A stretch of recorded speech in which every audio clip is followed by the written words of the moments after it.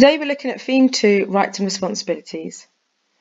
How laws protect the citizen and deal with criminals, particularly how have citizens' rights changed or developed over time.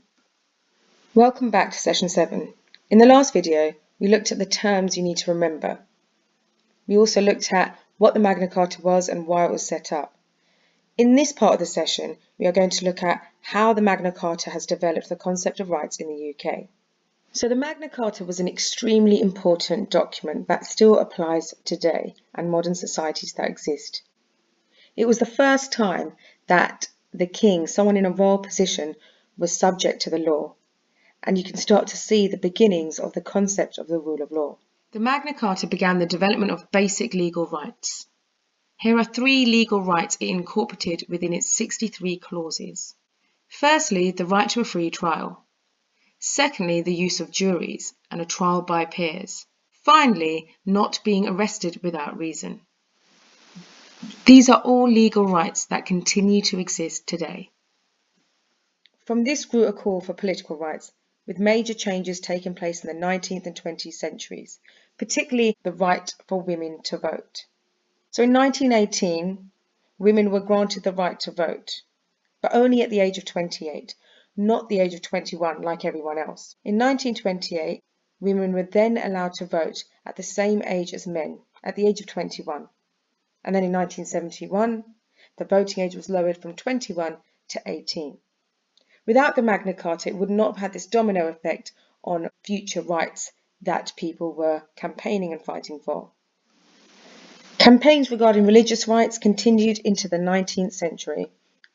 Male Roman Catholics were only given the vote in 1829. And in 1832, the first major reform of who could vote and the size and distribution of parliamentary seats took place. In 1832, Parliament passed a law changing the British electoral system, and it was known as the Great Reform Act. This was in response to many years of people criticising the electoral system as being unfair. For example, there were constituencies with only a small amount of voters that were allowed to elect 2 MPs to Parliament. These were called rotten boroughs. Rotten boroughs is a borough that was able to elect an MP despite only having a few voters living there. In towns like Manchester, that had grown during the previous 80 years, had no MPs representing them at all, and it was clear that electoral reforms needed to take place. Lots of people campaigned, even violent riots took place across England, which finally led to the passing of the Great Reform Act in 1832.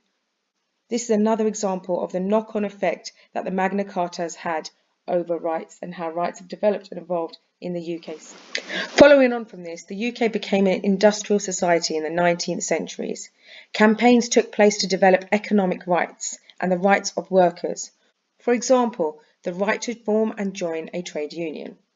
In fact, in 1834, some farm labourers from Dorset, known as the Tolpuddle Martyrs, were sent as convict prisoners to Australia because they swore an illegal oath on joining an agricultural workers' trade union. In 1834, trade unions were not legal, and the Tolpuddle Martyrs were 6 19th century Dorset agricultural labourers who refused to work as they were not receiving enough pay. They were arrested and convicted for swearing a secret oath as a member of the Friendly Society of the Agricultural Labourers. Trade unions were illegal at this point, so that right to campaign for better pay and better working conditions would have been a legal practice. It wasn't until 1871 that trade unions were legalised under the Trade Union Act. The Magna Carta continued to develop the concept of rights in the UK. In the 20th century, the idea of welfare rights developed in the UK. This was after World War II, where the new Labour government promised to provide welfare for all. This was under the Clement Attlee government between 1945 and 1951. Citizens now have an expectation that certain services and benefits are provided for everyone. For example, free education, free healthcare under the National Health Service, pensions and unemployment benefits. These welfare rights were given under the Labour government post-World War II. Moving on, in recent years, rights relating to a citizen's personal life have become the basis for changes in law. For example, equal opportunities legislation, equal pay, and issues relating to sexuality such as homosexual law reform and the concept of civil partnership and equal marriage rights. We'll be looking at case studies involving equal pay and the trade union movement in the next session, session 8. And as you can see, we have already looked at some of the rights gained by homosexuals and homosexual couples in session 1.